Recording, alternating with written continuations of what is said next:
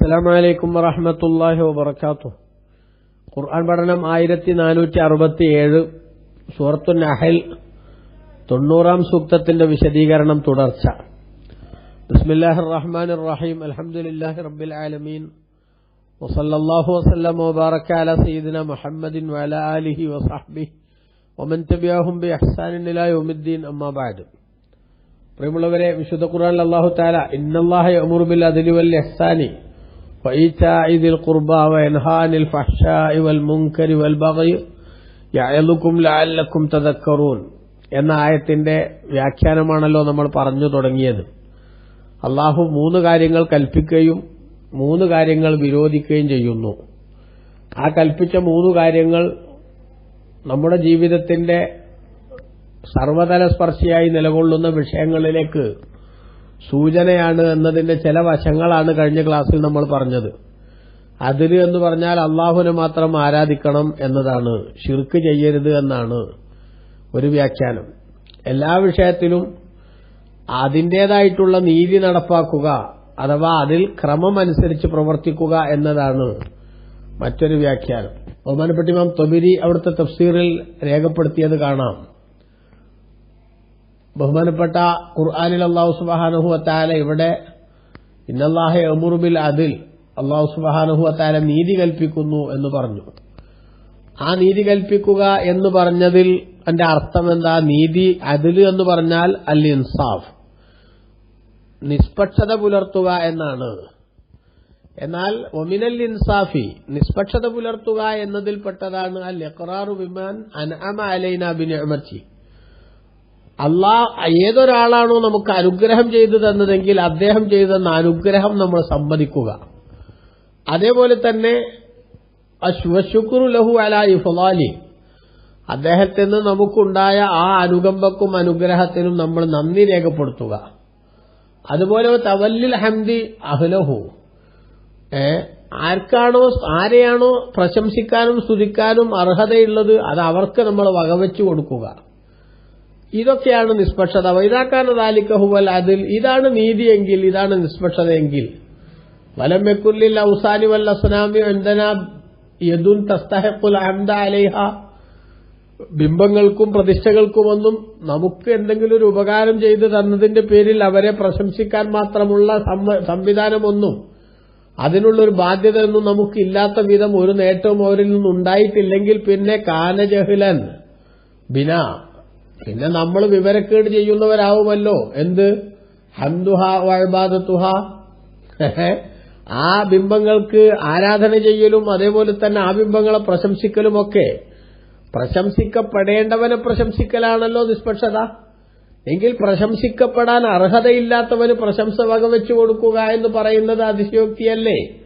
അപ്പൊ ആ സംഗതി തീരെ പറ്റാത്തതും അവര് നന്ദിക്ക് അർഹരല്ലാത്തവരും, അതുകൊണ്ട് തന്നെ അവർ പ്രത്യേകം നമ്മൾ പരിഗണിക്കപ്പെടേണ്ടവരല്ല എന്നതിനാൽ അവരെ ആരാധിക്കുക എന്നത് നിഷ്പക്ഷതയുടെ അതിർവരമ്പുകൾ ലംഘിക്കലാണ്. അപ്പോൾ ഫലസിംന അൻ നശ്ഹദ അല്ലാ ഇലാഹ ഇല്ലല്ലാഹു വഹ്ദഹു ലാ ശരീക ലഹ്, ആരാധിക്കപ്പെടാൻ അർഹൻ അല്ലാഹു മാത്രമേ ഉള്ളൂ, അവൻ ആ വിഷയത്തിൽ ഏകനാണ്, അവന് യാതൊരു വിധത്തിലുള്ള ഷെയറുകാരോ പങ്കാളികളോ ഇല്ല എന്നു തന്നെ പറയേണ്ടി വരും. അതാണ് ഇവിടുത്തെ നീതിയുടെ. അപ്പോൾ അതിൽ പറഞ്ഞ നേരത്തെ നമ്മൾ പറഞ്ഞല്ലോ തൗഹീദ് എന്നാണ്. അപ്പൊ ആശയം കൃത്യമായി സ്ഥിരീകരിക്കുന്ന ഒന്നുകൂടി വിശദമായിട്ടുള്ള ഒരാശയമാണ് ഇവിടെ ബഹുമാനപ്പെട്ട ഇമാം ത്വബരി റഹ്മഹുല്ലാ ഇവിടെ രേഖപ്പെടുത്തിയത്. ഇനി മറ്റൊരു വ്യാഖ്യാനം ബഹുമാനപ്പെട്ട പണ്ഡിതന്മാർ രേഖപ്പെടുത്തുന്നത്, അല്ലാഹു സുബ്ഹാനഹു വ തആല നീതി കൊണ്ട് കൽപ്പിക്കുന്നുണ്ട് എന്ന് പറഞ്ഞാൽ അതിന്റെ അർത്ഥം മഹാനായ സുഫിയാൻ ഇബ്നു ഉയൈന റളിയല്ലാഹു അൻഹു പറയുന്നത്, ഇബ്നു കസീർ തന്റെ തഫ്സീറിൽ രേഖപ്പെടുത്തുന്നു, ഖാല സുഫിയാൻ ഇബ്നു ഉയൈന റളിയല്ലാഹു അൻഹു, സുഫിയാൻ ഇബ്നു ഉയൈന റളിയല്ലാഹു അൻഹു പറഞ്ഞു, അൽ അദ്ലു ഫീ ഹാദൽ മൗളഇ ഇന്നല്ലാഹ യഅ്മുറു ബിൽ അദ്ലി എന്ന് പറഞ്ഞിടത്ത് അദ്ൽ എന്ന് പറഞ്ഞാൽ ഹുവ ഇസ്തിവാഉ സരീറത്തി വൽ അലാനിയത്തി മിൻ കുല്ലി ആമിലിൻ ലില്ലാഹി അമലൻ, ഏതെങ്കിലും ഒരു പ്രവർത്തനം അല്ലാഹുവിന് വേണ്ടി നടത്തുമ്പോൾ ആ നടത്തുന്നയാളുടെ രഹസ്യവും പരസ്യവും സമമാവുക എന്നതാണ്. വലിയ ഇഹ്സാനു, ഇനി തുടർന്ന് രണ്ടാമത്തെ ഘട്ടമായിട്ട് പറഞ്ഞത് ഇഹ്സാൻ കൊണ്ട് കൽപ്പിക്കുന്നു എന്നല്ലേ, നന്മ ചെയ്യലുകൊണ്ട് കൽപ്പിക്കുന്നു. നന്മ ചെയ്യലുകൊണ്ട് കൽപ്പിക്കുന്നു എന്ന് പറഞ്ഞാൽ അൻ തകൂന സരീറത്തുഹു അഹ്സന മിൻ അലാനിയത്തിഹി, അവന്റെ പരസ്യത്തെക്കാൾ മെച്ചപ്പെട്ടതാവുക രഹസ്യം. പുറത്തുള്ളതിനേക്കാളും കറക്റ്റാണ്, ക്ലിയറാണ് അവന്റെ അകം എന്ന് പറയുന്ന രീതി ഉണ്ടാവലാണ് ഇഹ്സാൻ. അതുപോലെ ഫഹ്ശാഉ മുങ്കർ, അരുതായ്മകളിൽ നിന്ന് അനാവശ്യത്തിൽ നിന്ന് അള്ളാഹു വിലക്കി എന്ന് പറഞ്ഞില്ലേ. ആ അനാവശ്യം എന്ന് പറഞ്ഞാൽ എന്താ? തകൂന അലാനിയത്തുഹു അഹ്സന മിൻ സരീറത്തിഹി, അവന്റെ ഉള്ളിനേക്കാളും പുറം ഉഷാറാവുക. പുറം നല്ല മിനുക്കിയിട്ട് വരുന്നുണ്ട്, അകം വളരെ മോശമായ അവസ്ഥയാണ്. ഇതാണ് നീചവൃത്തി എന്ന് പറയുന്നത്. അപ്പൊ അതുണ്ടാകാൻ പാടില്ല എന്നും ഉള്ളും പുറവും ഏറ്റവും ചുരുങ്ങിയത് ഒരേപോലെയെങ്കിലും ആവണം. അഥവാ പുറത്തുള്ള ക്ലാരിറ്റിയെങ്കിലും അകത്തും വേണം. എന്നാൽ പുറത്തുള്ളതിനേക്കാൾ ക്ലാരിറ്റി അകത്ത് വരുത്തുക എന്നതാണ് ഏറ്റവും നല്ല രീതിയും ശൈലിയും എന്ന് ഇതിന് വ്യാഖ്യാനം ചില പണ്ഡിതന്മാർ സുഫിയാൻ ഇബ്നു ഉയൈന റളിയല്ലാഹു അൻഹു പറഞ്ഞു എന്ന് ഇബ്നു കസീർ ഉൾപ്പെടെയുള്ള ധാരാളം പണ്ഡിതന്മാർ ഇമാം നസഫി തങ്ങളൊക്കെ അത് ഉദ്ധരിച്ചിട്ടുണ്ട്. ഏതായാലും ശരി, നോക്കൂ, അല്ലാഹു തആല 3 കാര്യങ്ങൾ ചെയ്യാൻ വേണ്ടി കൽപ്പിച്ചു. നീതി അതിലൊന്നാണ്, ഇഹ്സാൻ മറ്റൊന്നാണ്. ഇഹ്സാൻ എന്ന് പറഞ്ഞതിന് 2 അർത്ഥതലം നമ്മൾ നേരത്തെ സൂചിപ്പിച്ചു. ഒന്ന്, അവരുടെ സ്വന്തം ജീവിതത്തിൽ അള്ളാഹു എന്നെ നിരീക്ഷിക്കുന്നുണ്ട് എന്ന ബോധം, അകത്ത് നന്നായി ഭക്തി നിലനിർത്തിക്കൊണ്ട് ഇബാദത്തെടുക്കുക എന്നതാണ്. മറ്റൊന്ന്, ജനങ്ങൾക്ക് ആവശ്യമായിട്ടുള്ള ഗുണങ്ങൾ ചെയ്തു കൊടുക്കുക എന്നതാണെന്നും നമ്മൾ പറഞ്ഞു. വഇതാഇദിൽ ഖുർബ, കുടുംബക്കാർക്ക് ദാനം ചെയ്യണം എന്നും. കുടുംബക്കാർക്ക് ദാനം ചെയ്യുക എന്നതിൽ ദാനം എന്ന പുണ്യത്തിന്റെ കൂടെ കുടുംബബന്ധം ചേർക്കുക എന്ന മറ്റൊരു പുണ്യവും കൂടെ വരുന്നതിനാൽ അത് പ്രത്യേകം പരിഗണിക്കേണ്ടതാണെന്നും, കുടുംബബന്ധം മുറിക്കുക എന്ന ഏറ്റവും അക്രമപരമായിട്ടുള്ള ഒരു ശൈലിയും വളരെ പ്രകോപനപരമായ ഒരു സ്വഭാവവും ഒരാളിൽ നിന്നും ഉണ്ടാകാൻ പാടില്ലാത്തതാണെന്നും നമ്മൾ മനസ്സിലാക്കേണ്ടതുണ്ട്. ഇനി 3 കാര്യത്തെ അള്ളാഹു വിലക്കുകയാണ്. വയൻഹ, അള്ളാഹു വിരോധിക്കുന്നു അനിൽ ഫഹ്ശായി, ഫഹ്ശായിനെ തൊട്ട്, അതായത് അങ്ങേറ്റം മ്ലേച്ഛമായ കാര്യങ്ങളെ തൊട്ട് അള്ളാഹു തആല നിങ്ങളെ വിരോധിക്കുന്നു. വൽ മുങ്കരി, വെറുക്കപ്പെട്ട കാര്യങ്ങളെ തൊട്ടും വിരോധിക്കുന്നു. വൽ ബഗി, അക്രമത്തെ തൊട്ടും വിരോധിക്കുന്നു. അപ്പൊ നിങ്ങൾ ഫഹ്ശാവ് ചെയ്യാൻ പാടില്ല, ഫാഹിഷത്തുകൾ ചെയ്യാൻ പാടില്ല. ഫഹ്ശാവ് എന്ന് പറഞ്ഞാൽ എന്താണ് എന്ന വിഷയത്തിൽ വ്യത്യസ്തമായിട്ടുള്ള വ്യാഖ്യാനങ്ങൾ ബഹുമാനപ്പെട്ട ഖുർആൻ വ്യാഖ്യാതാക്കൾ നൽകുന്നുണ്ട്. ആ കൂട്ടത്തിൽ ഏറ്റവും പ്രധാനപ്പെട്ട ഒരു വ്യാഖ്യാനമാണ് ഫഹ്ശാവ് എന്ന് പറഞ്ഞാൽ ഇവിടെ ഉദ്ദേശിക്കുന്നത് പ്രധാനമായും സിനയാണ്, വ്യഭിചാരം. വ്യഭിചാരം എന്ന് പറയുന്നത് വളരെ ഗുരുതരമായിട്ടുള്ള ഒരു തിന്മയാണ്, അല്ലേ? വ്യഭിചാരം എന്ന് പറയുന്നത് വളരെ ഗുരുതരമായിട്ടുള്ള ഒരു തിന്മയാണ് എന്ന് നമുക്കറിയാം. വലാ തഖറബുസ്സിന ഇന്നഹു കാന ഫാഹിഷ എന്ന് ബഹുമാനപ്പെട്ട ഖുർആനിൽ തന്നെ അല്ലാഹു സുബ്ഹാനഹു വ തആല പറഞ്ഞിട്ടുണ്ടല്ലോ. അങ്ങേയറ്റത്തെ മ്ലേച്ഛമായ ഒരു സംവിധാനമാണ് എന്ത് ഈ വ്യഭിചാരം എന്ന് പറയുന്നത്. കാരണം മനുഷ്യന്റെ കുടുംബ ബന്ധത്തിന്റെ ഊഷ്മളതയും അതേപോലെ തന്നെ ആത്മാഭിമാനത്തിന്റെ എല്ലാവിധത്തിലുള്ള അതിർവരമ്പുകളും ലംഘിക്കപ്പെടുന്ന അങ്ങേയറ്റത്തെ ഒരു അശ്ലീലമാണ് എന്ത് വ്യഭിചാരം എന്ന് പറയുന്നത്. ബഹുമാനപ്പെട്ട പണ്ഡിതന്മാർ രേഖപ്പെടുത്തിയല്ലോ, ഫഹ്ശാവ് എന്ന് പറഞ്ഞാൽ അതിലേറ്റവും പ്രധാനമായി വരുന്ന സംഗതി വ്യഭിചാരമാണ് എന്ന് ഉണർത്തിക്കൊണ്ട് മഹാന്മാരായ പണ്ഡിതന്മാർ രേഖപ്പെടുത്തിയത് കാണാം. വലാ തഖറബുസ്സിന ഇന്നഹു കാന ഫാഹിഷതൻ വസാഅ സബീല. ഇമാം സാബി അവിടുത്തെ തഫ്സീറിൽ രേഖപ്പെടുത്തുന്നത് കാണാം. ഈ വ്യഭിചാരം എന്ന് പറയുന്നതിൽ അന്ന ഫീഹി ളയാ അൽ അൻസാബി വൽ അറാൽ, മനുഷ്യന്റെ ആത്മാഭിമാനം നഷ്ടപ്പെടുക, അതുപോലെ തന്നെ കുടുംബത്തിന്റെ പാരമ്പര്യത്തിന്റെ വിശുദ്ധി കളഞ്ഞു കുളിക്കുക എന്നിങ്ങനെയുള്ള സംഗതികളൊക്കെ അതിൽ വരുന്നുണ്ട്. അതോടൊപ്പം തന്നെ വയതറത്തബു അലൈഹിൽ മഖ്തു വൽ ഉഖൂബത്തു മിനല്ലാഹ്, അള്ളാഹുവിൽ നിന്നുള്ള ദേഷ്യവും അവന്റെ ഭാഗത്തുള്ള പ്രത്യേകമായിട്ടുള്ള ശിക്ഷകളും ഒക്കെ അതിനെ തുടർന്ന് കടന്നു വരാനുള്ള സാധ്യതയുണ്ട്. വ്യഭിചാരം വ്യാപകമാകുന്ന അവസ്ഥയിൽ ഒരിക്കലും തന്നെ സമൂഹത്തിന് പരിചിതമല്ലാത്ത രോഗങ്ങൾ കൊണ്ട് അവർ പരീക്ഷിക്കപ്പെടുമെന്നതുൾപ്പെടെയുള്ള വാണിങ്ങുകൾ, താക്കീതുകൾ ബഹുമാനപ്പെട്ട ഹദീസിന്റെ ഗ്രന്ഥങ്ങളിൽ നിന്ന് നമുക്ക് വായിച്ചെടുക്കാനാവുന്നതാണ് എന്ന് നമ്മൾ ചിന്തിക്കണ്ടേ. അങ്ങേയറ്റത്തെ മ്ലേച്ഛതയാണ് വ്യഭിചാരം എന്ന് പറയുന്നത്. അത് നമുക്ക് മനസ്സിലാവണമെങ്കിൽ നമ്മുടെ ജീവിതത്തിലെ ഒറ്റ കാര്യം മാത്രം ചിന്തിച്ചാൽ മതി. നമ്മൾ വ്യഭിചരിക്കാൻ വേണ്ടി ഏതെങ്കിലും ഒരാളെ ഉപയോഗപ്പെടുത്തുമ്പോൾ, ഒരു സ്ത്രീയെ പുരുഷൻ അല്ലെങ്കിൽ ഒരു പുരുഷൻ ഒരു സ്ത്രീ അതിനുവേണ്ടി ഉപയോഗപ്പെടുത്തുന്ന സമയത്ത് അവരുടേതായിട്ടുള്ള ഇതേ സ്റ്റേജിലുള്ള മറ്റ് കുടുംബങ്ങളെ ഒന്ന് സങ്കല്പിച്ചു നോക്കിയാൽ മതി. നബി സല്ലല്ലാഹു അലൈഹി വസല്ലം തങ്ങളുടെ അടുത്ത് വ്യഭിചാരത്തിന് ലൈസൻസ് ചോദിച്ചുകൊണ്ട് വന്നല്ലോ ഒരാള്. നബിയെ, ഞാൻ ഇസ്ലാമിൽ വരാൻ റെഡിയാണ്, പക്ഷേ എനിക്ക് ഇങ്ങനൊരു രോഗമുണ്ട്, എനിക്ക് ഇതില്ലാതെ പറ്റില്ല. അതുകൊണ്ട് തങ്ങൾ അതിനെനിക്ക് അനുമതി തരുമെങ്കിൽ ഇസ്ലാം മതത്തിന്റെ മറ്റെത്ര കട്ടിയുള്ള നിയമമാണെങ്കിലും ഞാൻ പാലിച്ചോളാം. റസൂലുള്ളാഹി സ്വല്ലല്ലാഹു അലൈഹി വസല്ലം തങ്ങൾ അങ്ങേയറ്റത്തെ ഹിക്മത്തോടുകൂടെ അദ്ദേഹത്തോട് പറഞ്ഞു, അനുമതി തരണമോ വേണ്ടതോ എന്ന് പിന്നെ തീരുമാനിക്കാം, ആദ്യം തന്നോട് ഞാനൊരു കാര്യം ചോദിച്ചോട്ടെ എന്ന് സ്നേഹത്തോടെ നബി സല്ലല്ലാഹു അലൈഹി വസല്ലം തങ്ങൾ അദ്ദേഹത്തെ അടുത്ത് പിടിച്ചിരുത്തിയിട്ട് മുത്തുനബി അദ്ദേഹത്തോട് ചോദിച്ചു, നിന്റെ ഉമ്മ, നിന്റെ ഭാര്യ, നിന്റെ മകൾ, നിന്റെ സഹോദരി. ഒരു പെണ്ണ് ഈ നാലാലൊരു കാറ്റഗറിയിൽപ്പെട്ടവരായിരിക്കും അല്ലേ? ഈ നാലിലൊന്നും പെടാത്ത ഒരു സ്ത്രീ ഉണ്ടാവില്ല ലോകത്ത്. ഒന്നുകിൽ ഉമ്മ, അല്ലെങ്കിൽ സഹോദരി, അല്ലെങ്കിൽ മകള്, അല്ലെങ്കിൽ മാതാവ്, ഭാര്യ. ഈ പറഞ്ഞ 4 കാറ്റഗറിയിൽപ്പെട്ട ഓരോരുത്തരെയും റസൂലുള്ളാഹി ഡീറ്റെയിൽ ആയിട്ട് ചോദിച്ചു. നിന്റെ ഉമ്മയുമായി മറ്റൊരാൾ വ്യഭിചരിക്കുന്നത് നീ സഹിക്കുമോ? നിന്റെ ഭാര്യയുമായി മറ്റൊരാൾ ശാരീരിക ബന്ധത്തിൽ ഏർപ്പെടുന്നത് നിനക്ക് ഇഷ്ടപ്പെടുമോ? നിന്റെ മകളുമായി വേറൊരാൾ ഇത്തരത്തിലുള്ള വീഴ്ചകൾ നടത്തുന്നത് നിനക്ക് ഉൾക്കൊള്ളാനാവുമോ? നിന്റെ സഹോദരിയുമായി ഇவ்விധത്തിലുള്ള ഇല്ലീഗൽ കണക്ഷൻ വേറെ ഏതെങ്കിലും ഒരു ഭാഗത്തുനിന്നുണ്ടായാൽ അത് ആക്സെപ്റ്റ് ചെയ്യാൻ നിനക്ക് സാധിക്കുമോ? ആ 4 ചോദ്യത്തിനും അദ്ദേഹത്തിന്റെ മറുപടി, എന്റെ ഈ വേണ്ടപ്പെട്ട ആളുകളുമായി അவ்விധം ആരെങ്കിലും ബന്ധപ്പെടുന്നത് കണ്ടാൽ പിന്നീട് അവൻ ഈ ലോകത്ത് ജീവിച്ചിരിക്കില്ല, അവനെ ഞാൻ കൈകാര്യം ചെയ്തിരിക്കും. അപ്പം മുത്തുനബി സല്ലല്ലാഹു അലൈഹി വസല്ലം തങ്ങൾ പറഞ്ഞു, എങ്കിൽ നീ ഒരു നിമിഷം ഒന്ന് ആലോചിച്ചു നോക്കൂ, നീ ലൈസൻസ് ചോദിക്കുന്ന ഈ സംവിധാനത്തിന് നീ ഉപയോഗപ്പെടുത്തുന്ന സ്ത്രീയും മറ്റൊരാളുടെ ഭാര്യയോ ഉമ്മയോ സഹോദരിയോ അല്ലെങ്കിൽ മകളോ ആകുമല്ലോ. ഇതേ വികാരം അവർക്കുമുണ്ടായാൽ പിന്നെ ലൈസൻസ് കയ്യിലുണ്ടായിട്ട് കാര്യം ഉണ്ടാവുമോ? വണ്ടി വേണ്ടേ? താൻ തന്നെ ഉണ്ടാവില്ലല്ലോ, പിന്നെ അയാളും നിന്നെ അങ്ങനെ കൈകാര്യം ചെയ്യില്ലേ? അതുകൊണ്ട് ഈ ആവശ്യം അങ്ങേയറ്റം മോശമായിട്ടുള്ള ആവശ്യമല്ലേ എന്ന് നബി സല്ലല്ലാഹു അലൈഹി വസല്ലം തങ്ങൾ അദ്ദേഹത്തോട് വളരെ ഹൃദയസ്പർക്കായ വിധത്തിൽ ചോദിച്ചതോടുകൂടെ നബി സല്ലല്ലാഹു അലൈഹി വസല്ലം തങ്ങളോട് എന്റെ കൽബൊന്ന് നന്നാവാൻ ദുആ ചെയ്യണമെന്ന് അദ്ദേഹം പറയുകയാണ്.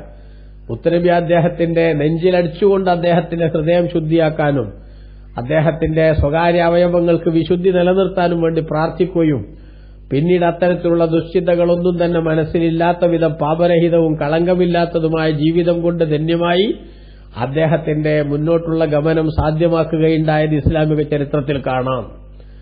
അപ്പൊ നമ്മളിവിടെ മനസ്സിലാക്കേണ്ടത് അതാണ്. വ്യഭിചാരം എന്ന് പറയുന്ന ഏറ്റവും വൃത്തികെട്ട ഈ സംവിധാനത്തിന് വേണ്ടി ഒരാൾ ഉപയോഗപ്പെടുത്തുമ്പോൾ ഇതേ അവസ്ഥയിൽ എന്റെ വീട്ടിലുള്ള ഇപ്പറഞ്ഞ 4 കാറ്റഗറിയിൽപ്പെട്ട ആളുകളുമായി വേറൊരാൾ ഈ വിധം ബന്ധപ്പെട്ടാൽ എന്തായിരിക്കും എന്റെ മനോഗതം, എന്റെ ചിന്താഗതി എന്തായിരിക്കും? അത് തന്നെ ആയിരിക്കില്ലേ ഇവരുടെ വേണ്ടപ്പെട്ടവർക്കുണ്ടാവുക എന്ന തോന്നൽ നമുക്ക് വേണ്ടേ? അങ്ങനെ നമ്മൾ ചിന്തിക്കണ്ടേ? യഥാർത്ഥത്തിൽ അങ്ങനത്തെ ഒരൊറ്റ ചിന്തയുണ്ടെങ്കിൽ പിന്നെ വ്യഭിചാരത്തിന്റെ സുഖം തേടിപ്പോകുന്ന നൈമിഷികമായിട്ടുള്ള വികാരങ്ങളുടെ പിന്നാലെ പോകുന്ന ഒരു സ്വഭാവം ഒരാൾ സ്വീകരിക്കുമോ? എന്നു മാത്രമല്ല, നമുക്കറിയാമല്ലോ, ബഹുമാനപ്പെട്ട നബി സല്ലല്ലാഹു നിങ്ങൾ പറഞ്ഞില്ലേ, വ്യഭിചാരം നടക്കുന്ന നേരത്ത് അവന്റെ മനസ്സിൽ നിന്ന് ഈമാൻ മാറി നിൽക്കും. ആ ഈമാൻ മാറി നിന്നുകൊണ്ടല്ലാതെ അവന് വ്യഭിചരിക്കാൻ സാധിക്കില്ല. അപ്പോ ആ ഒരവസ്ഥയിലെങ്ങാനും തന്റെ ജീവിതത്തിന്റെ ആ ലാസ്റ്റ് നിമിഷമായി പോയാൽ അനന്തമായ പാരത്രിക ജീവിതത്തിൽ പരാജയത്തിന്റെ പടുകുഴിയിലേക്ക് വലിച്ചെറിയപ്പെടാൻ മാത്രം ഉള്ള ദുര്യോഗം തന്റെ ഈ ഒരൊറ്റ നിമിഷ നേരത്തെ സുഖത്തിന് ഉണ്ടാവുമല്ലോ എന്ന് ചിന്തിക്കുമ്പോൾ എന്തുമാത്രം പ്രഹരശേഷിയുള്ള ഒരു കുഴപ്പമാണിത് എന്ന് നമ്മൾ മനസ്സിലാക്കണ്ടേ? അതുകൊണ്ട് തന്നെ മുത്തുനബി പറയാണ്, അല്ലാഹു സുബ്ഹാനഹു വ തആല നിങ്ങളെ അങ്ങേയറ്റം മ്ലേച്ഛമായിട്ടുള്ള സംഗതികളെ തൊട്ട് വിലക്കുന്നുണ്ട്. അതേപോലെ തന്നെ മറ്റ് മുങ്കറുകൾ, തിന്മകൾ, ആ തിന്മകളും നിങ്ങൾ അല്ലാഹു വിലക്കുന്നുണ്ട്. ഒരു തിന്മയും നമ്മുടെ ജീവിതത്തിൽ വരാതിരിക്കാൻ വേണ്ടി ശ്രദ്ധിക്കണം. അതാണ് മുങ്കറുകളൊന്നും തന്നെ, മറ്റു തെറ്റുകുറ്റങ്ങളൊന്നും പാടില്ല, വ്യഭിചാരവും പാടില്ല, മറ്റു തെറ്റുകുറ്റങ്ങളും പാടില്ല. തെറ്റുകുറ്റങ്ങൾ എന്ന് പറഞ്ഞ സംഗതിയിൽ തന്നെ വ്യഭിചാരം പെട്ടിട്ടുണ്ട്. എന്നിട്ടും അത് വേറെ പറഞ്ഞത് എന്തിനാ? അത് പറഞ്ഞ പണ്ഡിതന്മാര് പറഞ്ഞത് ഇഹ്തിമാമൻ ബിഹി, വ്യഭിചാരത്തിന്റെ ഗൗരവം അതിന് മാത്രം കാര്യമായി എടുത്തുകൊണ്ട് ഒരിക്കലും അത് ജീവിതത്തിൽ ഉണ്ടായിക്കൂടാ എന്ന ചിന്ത കൃത്യമായി ഉണ്ടാക്കിയെടുക്കുന്നതിന് വേണ്ടിയാണ് എന്ന് പറഞ്ഞത് കാണാം. അപ്പൊ അതുകൊണ്ട് പ്രിയമുള്ളവരെ, നമ്മളെല്ലാവരും ഇവിടെ കാര്യമായി ചിന്തിക്കണം. മതപരമായി വിലക്കപ്പെട്ടതെല്ലാം മുങ്കറുകളാണ്. ഇസ്ലാമികമായി വിലക്കപ്പെട്ട അത് സത്യനിഷേധം, അതുപോലെ തന്നെ മറ്റ് തെറ്റുകുറ്റങ്ങൾ, ദോഷങ്ങൾ, അതൊക്കെ മുങ്കറുകളാണ്. ആ മുങ്കറുകളെല്ലാം നമ്മൾ ഉപേക്ഷിക്കണം. അതുപോലെ തന്നെ വൽബഗി, അക്രമം, ആളുകൾക്ക് നേരെ ആക്രമണം നടത്തുക എന്ന് പറയുന്ന സംഗതി അത് അല്ലാഹു തആല വിലക്കിയതാണ്. ആക്രമണം എന്ന് പറയുന്നത് വളരെ ഗുരുതരമായിട്ടുള്ള ഒരു പ്രശ്നമാണ്. പരലോകത്ത് നമുക്ക് ഏറ്റവും കൂടുതൽ ഇരുട്ട് സമ്മാനിക്കുന്ന, അങ്ങേയറ്റം ദുഃഖം സമ്മാനിക്കുന്ന, വളരെ വിഷമകരമായിട്ടുള്ള സാഹചര്യങ്ങൾ അഭിമുഖീകരിക്കേണ്ടി വരുന്ന ഒരു സംഗതിയാണ് അക്രമം എന്ന് പറയുന്നത്. ക്രമത്തിനെതിരായിട്ടുള്ള എല്ലാ ശൈലികളും അക്രമമാണ്. ആ അക്രമത്തിന്റെ ഒരു സ്വഭാവവും നമ്മുടെ ജീവിതത്തിൽ ഉണ്ടാകരുത്. നബി സല്ലല്ലാഹു അലൈഹി വസല്ലം പറഞ്ഞിട്ടുണ്ട്, ഇയ്യാക്കും വന്നുൽമ, നിങ്ങളെയും അക്രമത്തെയും നിങ്ങൾ സൂക്ഷിക്കണം. അഥവാ അക്രമം എന്ന് പറയുന്ന സംഗതി നമ്മൾ നിർവഹിക്കുമ്പോൾ ആ അക്രമത്തിന് ഇരയാകുന്ന മനുഷ്യന്റെ മനസ്സ് വല്ലാതെ വേദനിക്കും, അവൻ വല്ലാതെ പ്രയാസപ്പെടും. അത്തരം പ്രയാസപ്പെടുന്ന മനുഷ്യന്റെ ആ വേദനിക്കുന്ന മനസ്സിൽ നിന്നുണ്ടാകുന്ന നമുക്കെതിരെയുള്ള ഒരു തേട്ടം, നമുക്കെതിരെയുള്ള അവന്റെ പ്രാർത്ഥന, അത് അല്ലാഹു തആല അവഗണിക്കുകയില്ല എന്ന് ബഹുമാനപ്പെട്ട ഇസ്ലാം പറഞ്ഞിട്ടുണ്ട്. ഇത്തഖി ദഅവത്തൽ മദ്ലൂം, മർദിതന്റെ പ്രാർത്ഥന നീ സൂക്ഷിക്കണം. ഫഇന്നഹു ലൈസ ബൈനഹു വ ബൈനല്ലാഹി ഹിജാബ്, അവന്റെയും അല്ലാഹുവിന്റെയും ഇടയിൽ ഒരു മറയുമില്ല എന്ന് ബഹുമാനപ്പെട്ട നബി സല്ലല്ലാഹു അലൈഹി വസല്ലം പഠിപ്പിച്ചിട്ടുണ്ട്. അപ്പോ മനസ്സ് പൊട്ടിയിട്ടായിരിക്കും മർദ്ദനം ഏറ്റുവാങ്ങിയ ആൾ പ്രാർത്ഥിക്കുക. ആ പ്രാർത്ഥനയുടെ ദുരന്തം ഏറ്റുവാങ്ങാൻ നമുക്ക് സാധിക്കാതെ വരും. അപ്പൊ അതുകൊണ്ട് തന്നെ അത് ഗൗരവമായിട്ട് കാണണം. ഒരാളെയും ആക്രമിക്കാൻ പാടില്ല, ഒരു ജീവിയെയും ആക്രമിക്കാൻ പാടില്ല, ഒന്നിനോടും അക്രമം ഉണ്ടാവാൻ പാടില്ല. അക്രമങ്ങളെല്ലാം പരലോകത്ത് അങ്ങേയറ്റത്തെ ഇരുട്ട് സമ്മാനിക്കുന്നതായിരിക്കുമെന്ന് നബി തങ്ങൾ പറഞ്ഞിട്ടുണ്ട്. നമുക്കറിയാമല്ലോ, റസൂലുള്ളാഹി സ്വല്ലല്ലാഹു അലൈഹി വസല്ലം പറഞ്ഞു, ദഖലത് ഇംറഅത്തുൻ നാർ ഫീ ഹിറ, ഒരു പൂച്ചയുടെ കാരണത്താൽ ഒരു സ്ത്രീ നരകത്തിൽ പ്രവേശിച്ചു. എന്താണ് അവൾ ചെയ്തത്? ആ പൂച്ചയെ കെട്ടിയിട്ടു, എന്നിട്ട് അതിന് അന്നം കൊടുത്തില്ല. തുറന്നു വിട്ടിരുന്നുവെങ്കിൽ അതിന് ആഹാരം സംവിധാനിക്കാനുള്ള, അതേപോലെ തന്നെ തേടിപ്പോകാനുള്ള അവസരം ഉണ്ടാകുമായിരുന്നു. അതിന് വേദിയും കൊടുത്തില്ല. അങ്ങനെ പൂച്ചയെ കെട്ടിയിട്ട് പീഡിപ്പിച്ചതിന്റെ പേരിൽ ആ പെണ്ണ് നരകത്തിൽ പോയി എന്ന് നബി സല്ലല്ലാഹു അലൈഹി വസല്ലം പറയുമ്പോ അക്രമത്തിന്റെ ഗൗരവം നന്നായിട്ട് നമ്മൾ മനസ്സിലാക്കണം. നമുക്ക് വല്ല സ്വാധീനങ്ങളും എവിടെങ്കിലും ഉണ്ടാവുമ്പോ, ഏതെങ്കിലും വിധത്തിലുള്ള മെജോറിറ്റി നമുക്ക് വരുമ്പോ, അത്ര തന്നെ മെജോറിറ്റി ഇല്ലാത്ത ആളുകളൊക്കെ ചവിട്ടി മെതിക്കാമെന്ന ചിന്തയുണ്ടല്ലോ, ആ ചിന്ത ഒരു തരം അഹങ്കാരമാണ്. ഖാറൂൻ വെച്ച് പുലർത്തിയ, നമ്രൂദ് വെച്ച് പുലർത്തിയ, ഫിർഔൻ വെച്ച് പുലർത്തിയ, അബൂജഹൽ പ്രവൃത്തികൾ വെച്ച് പുലർത്തിയ അങ്ങേയറ്റത്തെ ദുസ്വഭാവം. ആ ദുസ്വഭാവം വെച്ച് പുലർത്തിയവരെല്ലാം അതിന് അർഹമായിട്ടുള്ള ശിക്ഷകൾ ഏറ്റുവാങ്ങിയിട്ടുണ്ട്. നാണം കെട്ട തോൽവി കൊണ്ടാണ് അവരെല്ലാവരും ഈ ലോകത്ത് നിന്ന് ചരിത്രത്തിൽ ഇന്ന് സ്മരിക്കപ്പെടുന്നത് എന്ന് നമ്മൾ ഉൾക്കൊള്ളണം.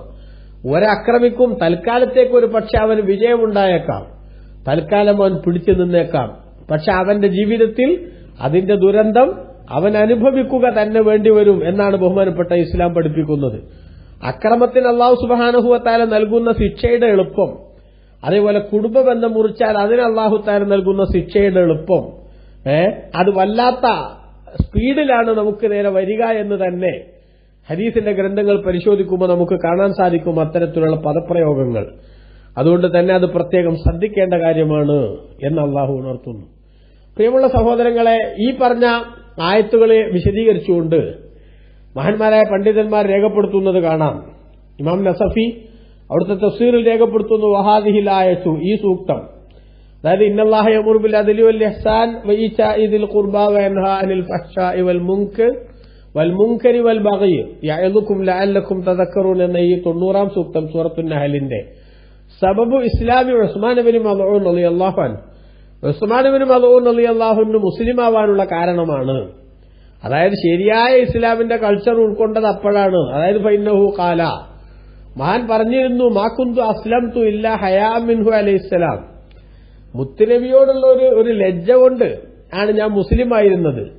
കാരണം എന്താ, അലി കസറത്തിമാക്കാന ആയിരുന്നു അലയ്യൽ ഇസ്ലാം.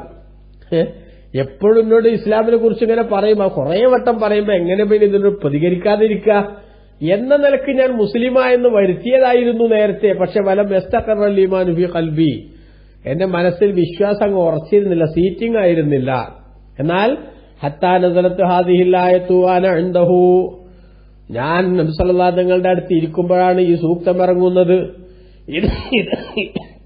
ഇതിറങ്ങിയപ്പോൾ ഫസ്തഖറൽ ഈമാനു ഫീ ഖൽബി, എന്റെ മനസ്സിൽ ഈമാൻ അങ്ങ് സ്ഥിരപ്പെട്ടു, ഈമാനിന്റെ വിശ്വാസം ശരിക്കങ്ങ് ഉറച്ചു. അങ്ങനെ ഫഖറഅതുഹ അലൽ വലീദ് ബിനുൽ മുഗീറ, ഖുറൈശി നേതാവായ വലീദ് ബിനുൽ മുഗീറയുടെ മേലിൽ അടുത്ത് ഞാൻ ഈ സൂക്തം പാരായണം ചെയ്തു. ഫഖാൽ, അത് പാരായണം ചെയ്തപ്പോൾ അയാൾ പറഞ്ഞു, വല്ലാഹി ഇന്ന ലഹു ലഹലാവ, പടച്ചോനെ തന്നെയാണ് സത്യം. ഈ സൂക്തത്തിന് വല്ലാത്ത മാധുര്യമുണ്ട്. വഇന്ന അലൈഹി ലത്തിലാവ, ഇതിന് വല്ലാത്ത സൗന്ദര്യവുമുണ്ട്. അതുകൊണ്ട് തന്നെ ഇതിന്റെ മുകൾ ഭാഗം അങ്ങേയറ്റം ആശയസമ്പുഷ്ടവും അടിഭാഗം മനുഷ്യന്റെ ജീവിതത്തിന്റെ ഏറ്റവും പ്രധാനപ്പെട്ട വിഷയങ്ങളിലേക്ക് വിരൽ ചൂണ്ടുന്ന കാര്യങ്ങളുകൊണ്ട് സമ്പന്നമാണ്. അതുകൊണ്ട് തന്നെ ഒമാഹു ബി ഖൗലിൽ ബശർ, ഇതൊരിക്കലും മനുഷ്യന്റെ വാക്കല്ല, നബി സല്ലല്ലാഹു അലൈഹി വസല്ലം തങ്ങൾ സ്വന്തമായി പറഞ്ഞ വാക്കല്ല എന്ന് ആ വലീദ് ബിൻ മുഗീറ അവിടെ വെച്ച് ഖുർആനിന്റെ ഈ പ്രഖ്യാപനത്തിന്റെ സൗന്ദര്യത്തെക്കുറിച്ച് ചർച്ച ചെയ്തത് അങ്ങനെയാണ്. അബൂജഹൽ പോലും പറഞ്ഞു, ഇന്ന ഇലാഹഹു ലയഅ്മുറു ബി മകാരിമിൽ അഖ്ലാഖ്, എന്തൊക്കെയാണെങ്കിലും മുഹമ്മദ് നബിയുടെ ആരാധ്യൻ നബിതങ്ങളോട് കൽപ്പിക്കുന്നത് എന്തായാലും നല്ല സ്വഭാവങ്ങൾ കൊണ്ടാണ്. അപ്പൊ അത്ര വലിയൊരു സംഗതിയാണ് ഈ സൂക്തത്തിൽ അടങ്ങിയിട്ടുള്ളത് എന്നർത്ഥം. അതുകൊണ്ട് തന്നെ പണ്ഡിതന്മാർ രേഖപ്പെടുത്തുന്നത് കാണാം. പിന്നെ അല്ലാഹു തആല ഈ ആയത്തിൽ 3 കാര്യങ്ങൾ കൽപ്പിക്കുകയും 3 കാര്യങ്ങൾ വിരോധിക്കുകയും ചെയ്തു. എന്നാൽ ജമാ ഫി ഹാദിഹിൽ അശ്യാഇ സിത്തത്തി ഇൽമുൽ അവ്വലീന വൽ ആഖിരീൻ, ആദ്യകാലക്കാരുടെയും അവസാന കാലക്കാരുടെയും വിജ്ഞാനത്തിന്റെ ആകത്തുക അത് ഈ 6 കാര്യങ്ങളിൽ അല്ലാഹു തആല ഒരുമിച്ച് കൂട്ടിയിട്ടുണ്ട്. അതേപോലെ തന്നെ ജമീഅൽ ഖിസാലിൽ മഹ്മൂദത്തി വൽ മദ്മൂമ, ആക്ഷേപാർഹമായ കാര്യങ്ങൾ സ്തുത്യർഹമായ കാര്യങ്ങൾ ഏതൊക്കെയാണ് എന്നതിലേക്കുള്ള സൂചന ഈ സൂക്തത്തിൽ അല്ലാഹു ഒരുമിച്ച് കൂട്ടിയിട്ടുണ്ട്. വലിദാലിക, ഇതുകൊണ്ടാണ് ഖാല ഇബ്നു മസ്ഊദ് റളിയല്ലാഹു അൻഹു, ഇബ്നു മസ്ഊദ് റളിയല്ലാഹു അൻഹു മുത്തനബിന്റെ പ്രമുഖനായ സഹാബി പറഞ്ഞത്, ഹിയ അജ്മഉ ആയത്തിൻ ബിൽ ഖുർആനി ലിൽ ഖൈരി വശ്ശർരി, നന്മയും തിന്മയും സാംശീകരിച്ചിട്ടുള്ള എല്ലാ ആശയങ്ങളെയും ഉൾക്കൊള്ളിച്ചിട്ടുള്ള ഏറ്റവും വലിയ ആയത്താണ് ഇന്നല്ലാഹ യഅ്മുറു ബിൽ അദ്ലി എന്ന് തുടങ്ങുന്ന ഈ ആയത്ത്. അതുകൊണ്ട് തന്നെയാണ് വലുതായ യഖറഉഹ കുല്ലു ഖതീബിൻ അലൽ മിമ്പരി ഫി ആഖിരി കുല്ലി ഖുതുബത്തിൻ, എല്ലാ ഖുതുബകളുടെയും അവസാനത്തിൽ ഈ ആയത്ത് ഓതിക്കൊണ്ട് ഖുതുബ അവസാനിപ്പിക്കുന്നത് എല്ലാ ഖതീബുമാരും.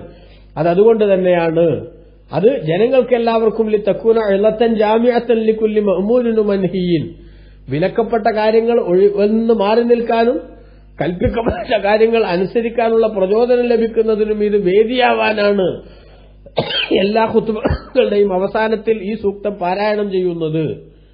ബഹുമാനപ്പെട്ട ഉമർ ഇബ്നു അബ്ദുൽ അസീസ് റളിയല്ലാഹു അൻഹു 1-ാം നൂറ്റാണ്ടിന്റെ മുജദ്ദിദ് എന്നറിയപ്പെടുന്ന മഹാമനീഷിയാണ് അത്തരമൊരു പതിവിന് തുടക്കം കുറിച്ചത് എന്നും മഹാന്മാരായ പണ്ഡിതന്മാർ രേഖപ്പെടുത്തുന്നുണ്ട്.